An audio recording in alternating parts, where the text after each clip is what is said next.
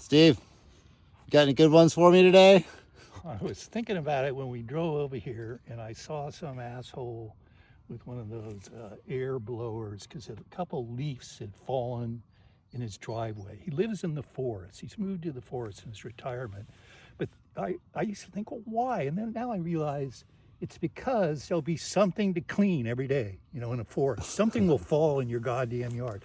And I was thinking about that because It's like a continuous hobby that you can't get out of. yeah, it's just, well, actually, it's, to be forgiving, it's supposed to be a knob in your hippocampus. And the bigger that is, the more likely you are to be obsessed, to be OCD.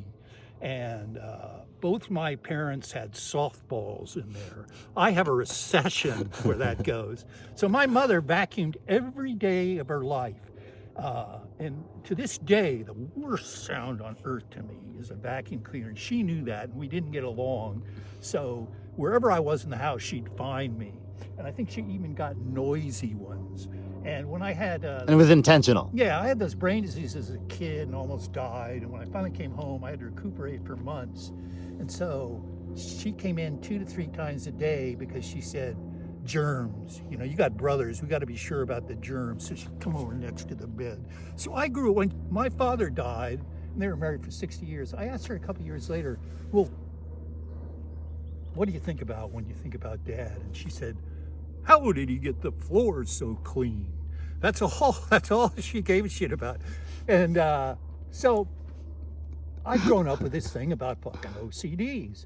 And I've kind of had this... What about like tagging them and identifying them? I've had this lifelong battle with them. But when I moved into my last house, it had a CO2, what do they call those things that tell you whether you have CO2? Oh, like the little beeper. A CO2 beeper up there, but it was open, and the battery...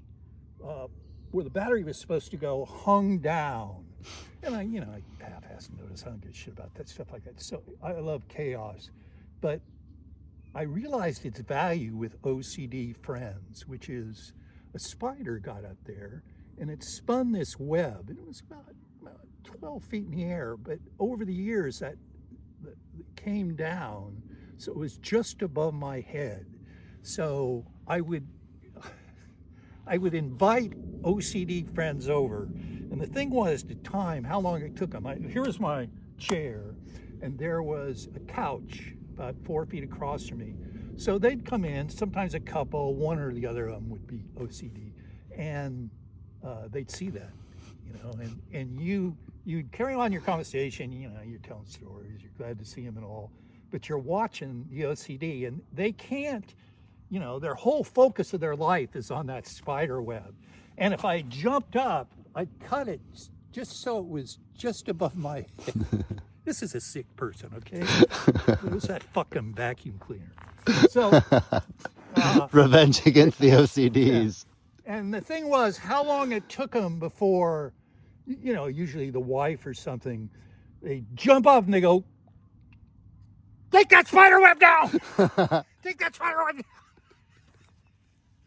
Yeah, that shit like that makes life worth living. Did you ever take the web down? No. It was still there when I left.